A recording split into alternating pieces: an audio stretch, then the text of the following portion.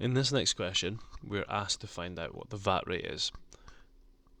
Because we have this value in a cell, we want to use something called an absolute cell reference, and I'll show you why in a second.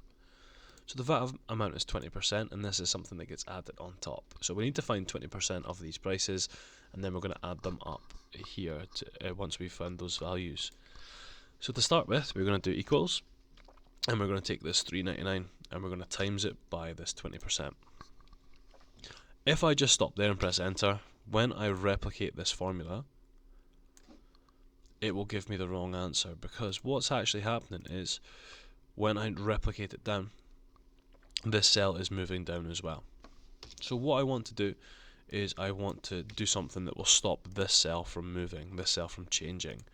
So when I do my formula this time, I'm going to do equals, I'm going to click my first value, and I'm going to do times, and I'm going to click this 20%. And the question I want to ask myself in my head is, do I want any of these cells to change? So this one, we do want it to change. This cell here, we don't want it to change. We want this one to stay the same the whole time. So what we have to use is something called an absolute cell reference. So once I've clicked it, I'm going to go on my keyboard and press the F4 key on the top line. And it puts these dollar signs around my cell reference. Now I can press enter, and you'll see this time when you replicate it down, this cell has not changed. It stays the same on each of these answers.